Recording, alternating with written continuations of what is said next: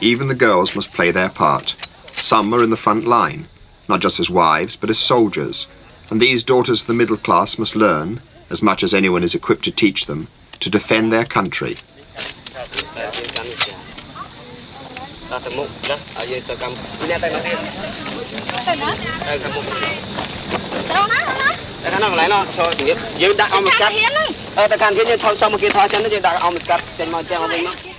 Yet often it is a case of the blind leading the blind.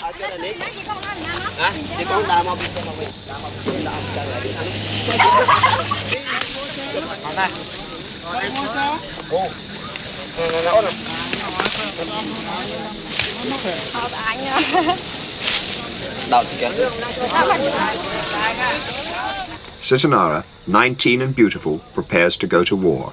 She is a doctor's daughter, divided by the war from her parents who live on the border with Thailand. The enthusiasm she shares with the other girls is not in doubt, but when the real enemy comes, it will not be like this.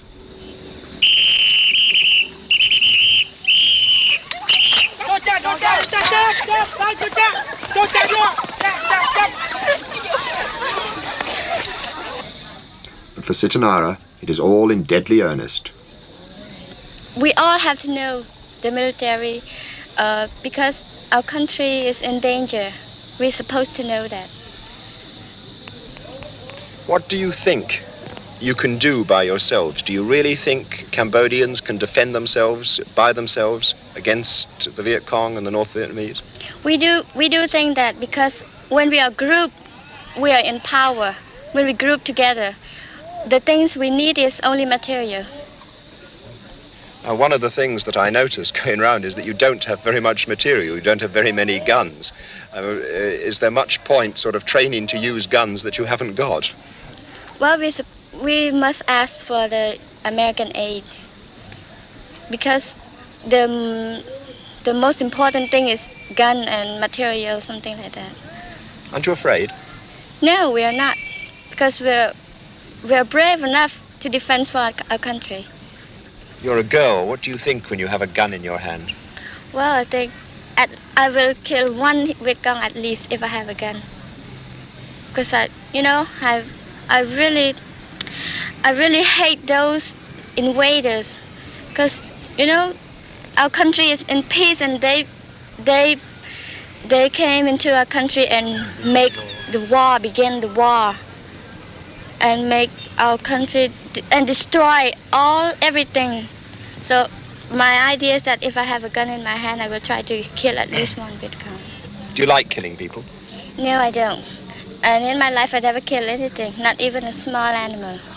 But since the Viet Cong are here, they invaded and captured and killed our nation, our family.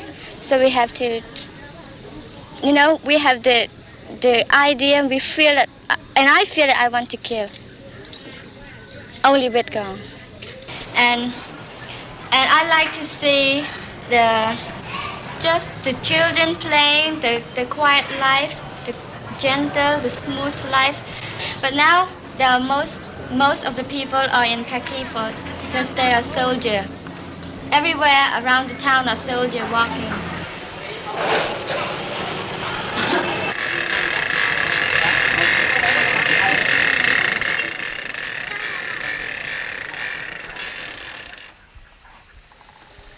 We don't like war, we hate it very much. And I can't go out to a place outside of Phnom Penh. If I want to go picnic somewhere, we used to go outside of the country. But now we can't.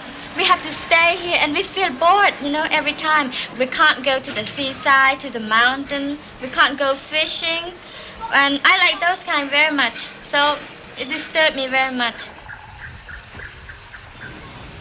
I care much about the ancient building, the historical temple, because that has the connection with the religion, is it? And I'm a pure Buddhism, and so I like to go to the pagoda, to the temple, to pray to the Buddha himself. And I want me and my friend, I want both of us to, just to see the place around. And just to feel it that the war does not disturb it. You know, we want to keep it to our own, not to make the war break it away from us. Do you think you're changing? You say that Cambodia will survive and won't change. Do you think you're changing in the war? Do you think you are a different person than the person 6 months ago? I'm different in my personal life. Is that I don't like killing, and I never kill. And now I feel that I want to kill my enemy. That changed me so much because, you know, a girl who never kill and then she wants to kill, it's, you know, it's very, well, that it's make me violent, you know. But because of my anger.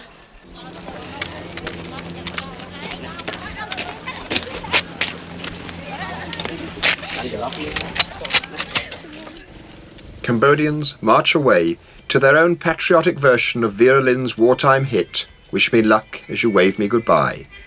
They need all the luck they can get.